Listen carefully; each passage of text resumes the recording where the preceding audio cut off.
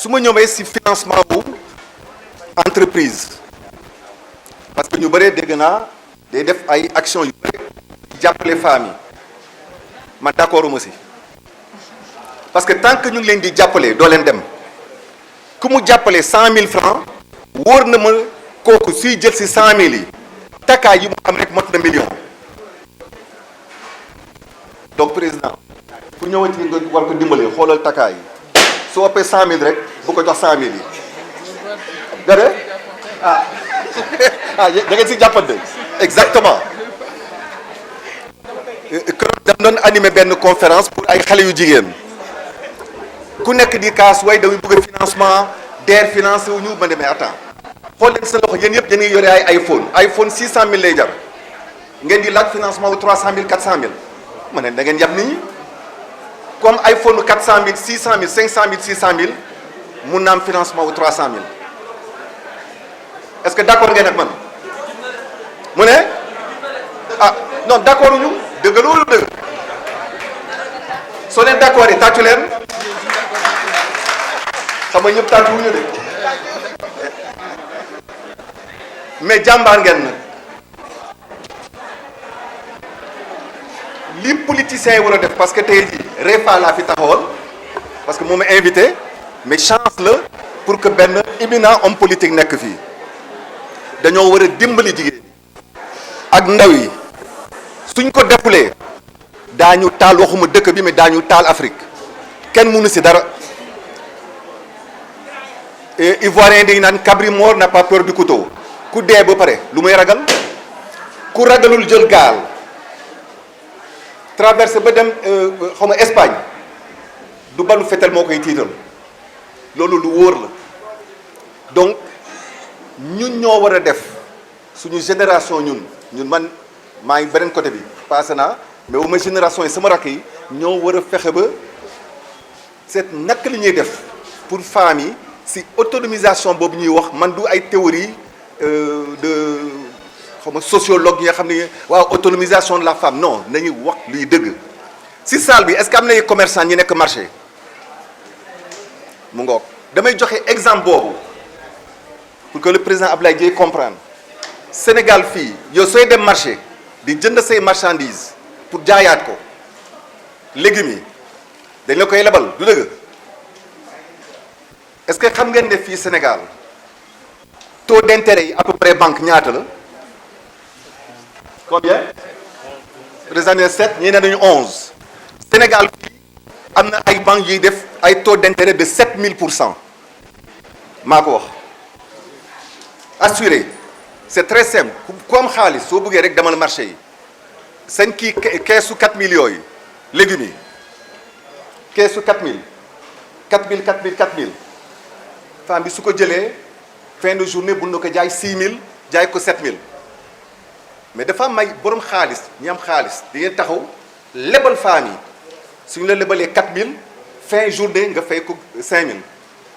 muy 20% par jour 20% par jour man damay gëstu si yooyu bi ñu naan mais lu tax femmes yi dañuy am ay bénéfice mais du sotti je dis mais parce que li ñu am yëpp dañ koy dugal si intérêt ñuy fay mus naa ko wax APB agent kii xam nga association des professionnels de banque ñu may naan oui tu exagères ma ne non je n'exagère pas dafa yomb nañ dem marché da nga lay lebal 4000 fin de journée nga fay ma 5000 muy ñaata pour cent 20% chaque jour 20% soo ko multiplié par 360 muy 7200%.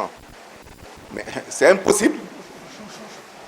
c'est une réalité qui est là kooku moom du théorie man jàng naa jàng yu gën a cohésion troisième cycle et tout mais je dis mais man doomu ouvrier la doomu commerçante la donc dama xam li may wax loolu la ñu war a fexe seet femmes yi suñu leen di jàppale naka la ñu mun def pour remplacer ñoo ñuy def yooyu ci marché yi lu tax may wax marché yi parce que marché yi fa la ñuy jaay lépp luy génn ci agriculture liggéeyu suuf te majorité yi suñu femmes yi suñu jigéen yi ñu ngi ci transformation wu produit du sol du dëgg mais donc problème bi financement bi foofu la du feneen financement bi foofu la suñu leen jàppalee foofu li leen dafa ay taux de 7 comme ni ko président waxee wala 11 mais femmes yi daañu fekk ba votel ki leen koy defal damaa xamul lu tax mënuñu ko def nag damaa xamul lu tax mais li tax c'est parce que fi ñu koy décider yéen nekk leen fa fi ñu koy décider nekk leen fa da ngeen fa war a nekk place boobu mooy seen place suñu den ngeen ne non lii la ñu bëgg maa ngi fàttali ko amoon na benn projet ñu ñëw en fibre la indi woon bon ñu ne dañuy financer femmes yi pour ñoom dimbali leen si ay filets mais femmes yi ne ñun soxlawuñu filet soxlawuñu xam lan la ñuy soxla financer leen ñu si maraîchage ah ñu leen non projet bi prévoir loon loolu mais su prévoir ñu ne dellu rek seen xaalis parce que ñun soxlawuñu ko jën am nañ ko ceeb am nañ ko li ñu bëgg mooy légume mais parce que fi ñu koy décider balaa ñu leen koy indil ñoom fekkewuñu ko malheureusement du Sénégal rek si sama carrière am naa chance def naa presque 30 pays amul benn dëkk Afrique francophone bu ma dëppuloo mooy fukki yoon.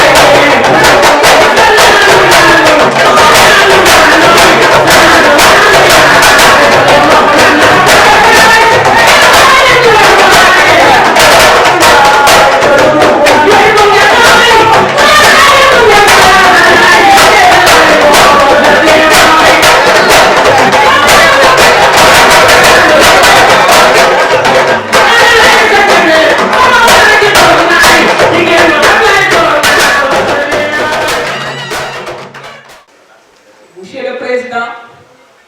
ses parents l'ont inculqué des valeurs, des vertus et une bonne éducation. Mesdames, Mesdemoiselles et Messieurs, c'est cette éducation qui l'a permis aujourd'hui de sauter des barrières à la percussion de l'aliénation des désirs. Mesdames, Mesdemoiselles et Messieurs, je ne saurais terminer. Je ne saurais terminer sans parler de ces braves dames.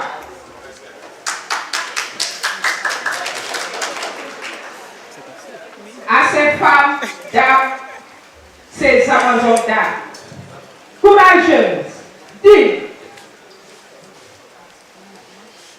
Les femmes d'aujourd'hui, les femmes sont celles qui en coulisses nourrissent des bouches en grand nombre. Les femmes leaders, les femmes battantes, soldats de l'ombre. Je saurais terminer sans parler à nos braves frères, nos maris, nos pères. J'ai l'habitude de le dire. Messieurs, c'est à vous demander de vous dire que l'oiseau a des ailes pour voler. Elles ont un cœur pour vous aimer. Elles aiment deux choses dans la vie, le travail et vous. Le travail pour le jour et vous, nos maris, pour toujours. Maintenant, wala ñoo dugg ci président laay jéey yéen laay njëkk a sargal man sant leen gërëm leen wax leen ni kat def ngeen loo xamante ni ñëpp suñu xol seet na ci kon noonu leen sant baax di leen gërëm di nuyu suñu kilifa gi toog di sëñ Modou Lo moom Cheikh Ababacar Lo jàkkaarloo gi nga jàkkaarloo président laay jéey day jàkkaarloo bu am ko solo seen ñaari naam rek àndoon Cheikh Ababacar Lo ak sëñ Modou Ndiaye daa bay borom am balay jàlla rabbana taala مضر أصلا أمر جسلا سمع على نبي وصل بحبي وسلام خلبي نهم فضلا أحمد صفي نبي ولي مرسل أمي أراب أصلا سمع من جاك سلطة لكل ليس يرى مثله يا بسمان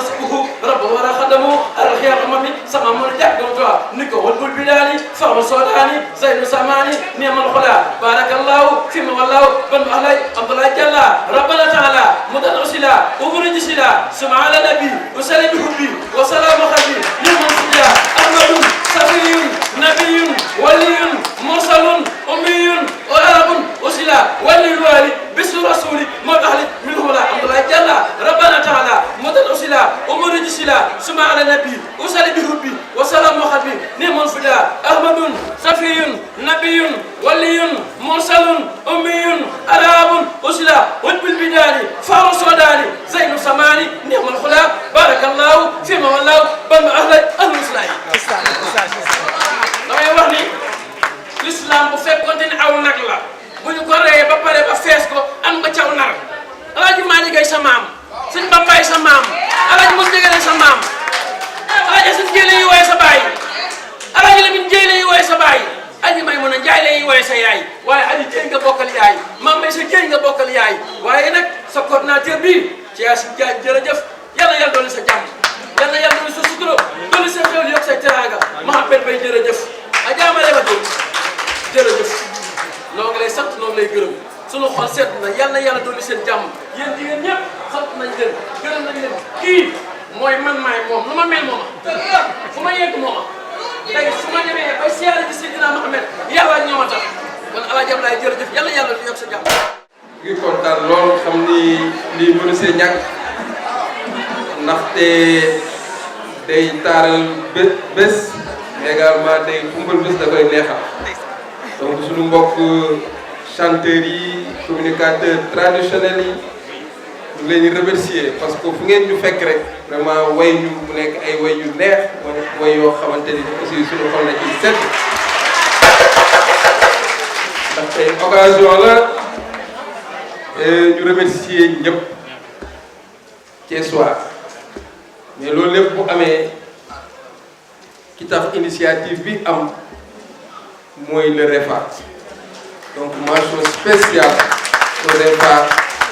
dirigé par notre chère sœur Oumou Sall Kébé félicitations ndax tey vous nous donnez l'occasion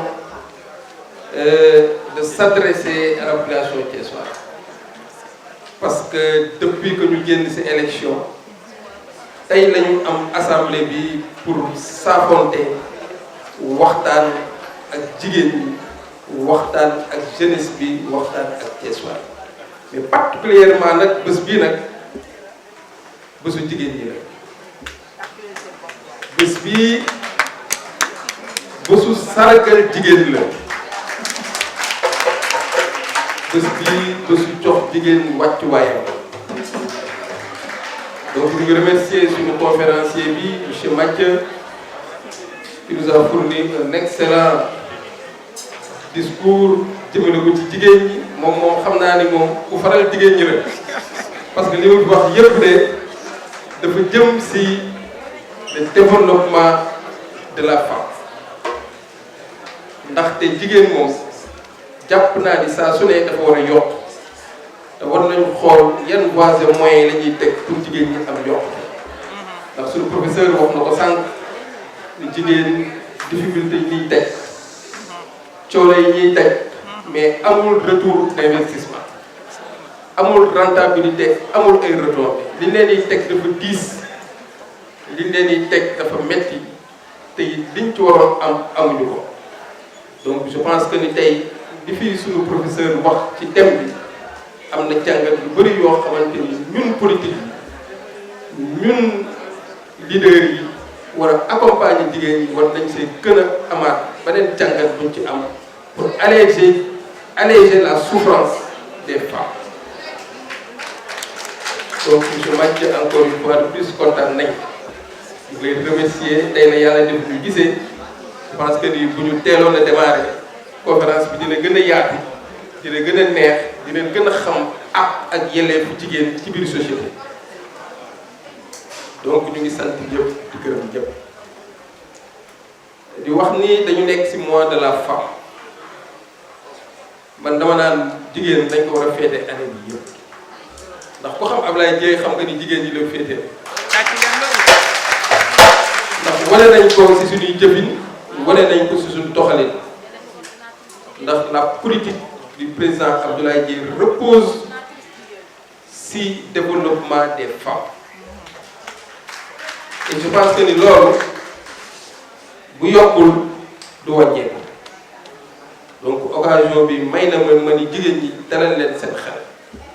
président Abdoulaye Dièye ba ngeen xamoon démb bu déterminant bu motivé wu bu engagé wu pour le développement de Thiès est toujours là ñun Thiès rek moo ñu ñor développer Thiès moo ñu ñor accompagner jigéen ñi moo ñu ñor donc cofeel bi ngeen am sama digganteeg yéen cofeel boobu day gën a yokk wante du wàññeeku donc di wax ni rek seen gëdd dañ ko war a jox donc à travers ce mois de la femme ñu ngi gën a wax ni jigéen war na leen gën a mën jox seen taxawaay jàppale leen ci seen liggéey surtout parce que léegi benn jigéen toogatul jigéen boo gis am na activité boo xamante ni moom lay générer ay revenus mais amuñu ñoo xamante ni ñoo leen di dooleel ñoo leen di jàppale donc ñun loolu la ñuy xeex moo tax ci sunu programme bi nga xamante ni amoon nañ ko bi ñuy daagaan baatu askan bi dañ ci jiitaloon jigéen ñi li ñuy wax banque municipale te loolu nag tey je pense que ni bërki démb rek si la célébration du 8 mars bi nga xamante ni le président de la république mu ngi koy moo ko présidé woon fële sa Grand Théâtre joxe na fa benn signal bu fort ne dafa bëgg a créer banque des femmes à travers la terre donc je pense que ni ñun vision boobu ñu amoon xalaat boobu ñu amoon pour jëmale ko jigéen ñi jiitu réew mi am na xalaat bu ëpp loolu donc jigéen ñi dalal leen seen xel te xam ni yéene bi nga xamante ni ñun am nañ ko ci yéen du mës a gën a am sànq rek maa ngi waxtaan ak sama coordonnateur mouvement ci Yacine Diagne di ko wax yan voies et moyens la ñuy teg pour jublu si financement des femmes donc je pense que ñun duñu wax di dellu gannaaw banque municipale boobu ñu tegoon tey peut-être gérer wuñu la municipalité mais ñun ñooy gérer la population thiessoise. Thiessois yi Abdoulaye Dièye ba ngeen xamoon démb moo fi nekk ba tey sama engagement sama vision sama objectif pour le développement de Thiès reste intact et ça va continuer.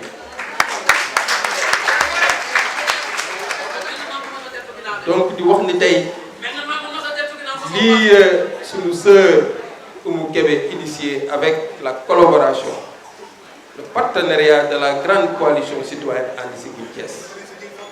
mais profité aussi occasion bi pour féliciter toute la coalition And Siggil Thiès bi nga xamante ni tey cette coalition là reste une force incontestée et incontestable à Thiès ñëpp xam na ndax liggéey bu am solo bi ngeen xamante ni def nañ ko ci élection locale yi génn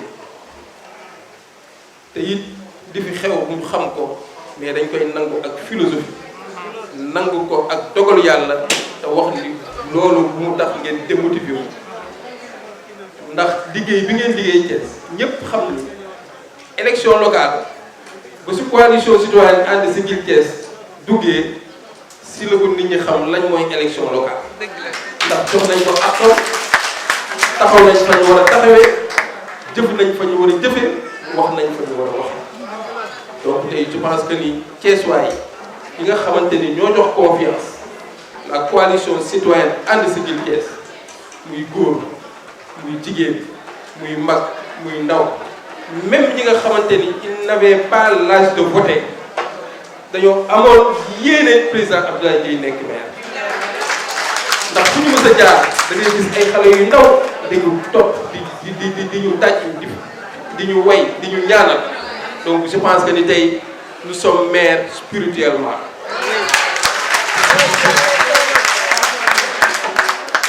donc te loolu su amee Thiessois yëpp dañ ciy sant Thiessois yi suñu papa yi suñu yaay tey occasion la ma xam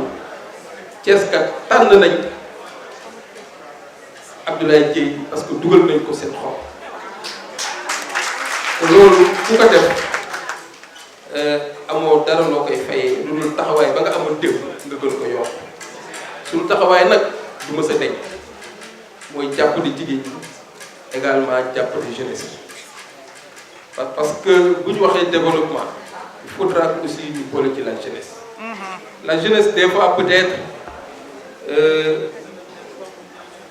duñu comprendre suñu vision duñu comprendre suñu yéene parce que des fois dañu am jeunesse impulsive jeunesse rebelle jeunesse manipulée et je pense que ni dañu war a am raison garder la jeunesse xam ni avant de faire un choix il faut faire un choix objectif. Je pense que ça c'est très important parce que dañu am ndaw ñoo xamante ni jàng nañ ndaw yoo xamante ne am nañ matière grise nañu xool li nga xamante ni mooy développer suñu dëkk mais xeex rebelle wu te du la jëmal kanam je pense que ni loolu war nañ cee gën a bàyyiwaat xel la jeunesse xam ni président Abdoulaye Dièye bi ngeen waxal il est de la même génération que vous il a les mêmes aspirations que vous mais aussi préoccupation mooy jeunesse yi am formation mais également jeunesse yi am emploi te loolu la ñu yàgg a def parce que damay chaque fois di wax sama philosophie c'est une pensée globale pour des actions locales donc lépp loo xamante ni action la pour le développement de Thiès le président Abdoulaye Dièye da siy dugal loxo donc di wax ni rek la coalition citoyenne And Siggil Thiès bi nga xamante ni tey ñi ko composé woon c'est des partis politiques c'est des mouvements citoyens société civile ay personnes morales ay chefs religieux donc tey ñooñu tey lañ ma gën a joxaat confiance tey lañu gën a renouveler waat confiance bi nga xamante ni am na ndax li waykat bi daan di wax naan yaa daanu mel ni yaa daan donc je pense que ñun jaaruwul dañoo siggi parce que président Abdoulaye Dièye fu mu toll nii siggi donc di féliciter ñëpp di kontaan mais également di delloo njukkal encore jigéen ñi madame Camara kontaan nañ ci yow la belle Linguère defal ñu tëri bu rafet bii li may wane ni tey dañuy honorer jigéen dañuy sargal jigéen dañuy fêter jigéen également nuyu madame Marième Diop Adja vraiment si taxawaayam si liggéey bu rafet bi nga xamante ni ñu koy liggéey dans l'union wax ni rek jigéen ñi booloo mooy doole président Abdoulaye Dièye yu jigéen ñëpp lim naan président Abdoulaye Dièye na ngeen ko maye nees rek ku nekk jàpp rek soo donc di wax ni Adja Marème jigéen ñaa ngi noonu dégg naa leen nañuy yaatal parce que fi ñu toll nii nag liggéey bi mu ngi doog a door liggéey bi yaatal la yërmande la mais également xool naka la ciy booloo taxawal kuréel yu am doole ndax fi ñu jëm kat duñ ci dellu gannaaw Thiès moo ñu ñor Sénégal moo ñu ñor te président Abdoulaye Dièye dina si taxaw bu am solo te loolu nag jigéen da cee am wàll